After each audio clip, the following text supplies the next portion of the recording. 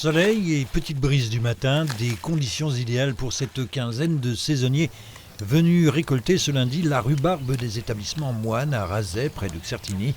Et pour Flavien et ses amis venus spécialement de Haute-Saône, c'était une première à l'arrachage. L'envie de découvrir déjà le monde du travail en général. Et puis voilà, on n'a pas forcément l'habitude de faire ça vu qu'on est lycéen, surtout entre potes ici, donc c'est plutôt intéressant de le faire tous ensemble. Juste avant de passer le bac dans une semaine et demie à peu près. Vous devriez être en train de réviser, non ?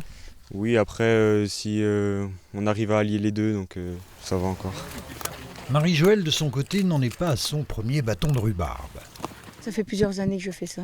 J'aime bien. Ouais. Oui, beaucoup. Il y a une bonne ambiance et la famille est sympa. Et on aime bien dehors, il y a les oiseaux, il y a des bons collègues, ça va. Vous avez remarqué, je suppose, que les bâtons sont beaucoup moins gros que d'habitude ? Oui, cette année j'ai remarqué, c'est vrai. Vous savez pourquoi ? Je ne sais pas trop, peut-être un manque d'eau, de soleil, enfin j'en sais rien. Des pieds bien plus petits, et c'est cela le problème.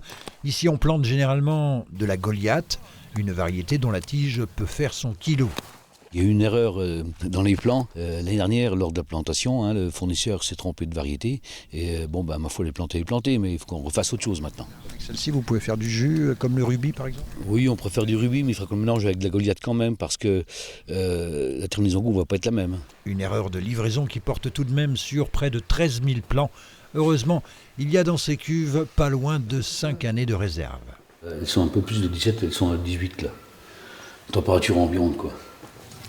Autre souci rencontré par la famille Moine, lié cette fois à un terrain trop exposé au soleil et au vent. La rhubarbe est rustique et fragile. Là encore, on a trouvé la solution.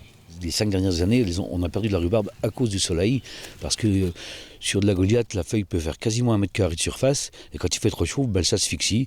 Donc Max, un de mes fils, a eu l'idée de construire un bâtiment, une ombrière, sur lequel il y aura 4 hectares de panneaux photovoltaïques. Ça va générer de l'ombre, et on va pouvoir mettre de la rhubarbe en dessous.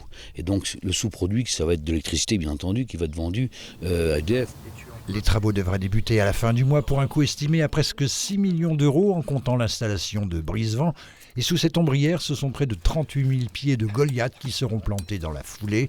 Chaque année, ce ne sont pas moins de 100 000 bouteilles de jus et de vin de rhubarbe qui sont vendues, dont le fameux Crillon que l'on trouve dans les plus grands palaces parisiens.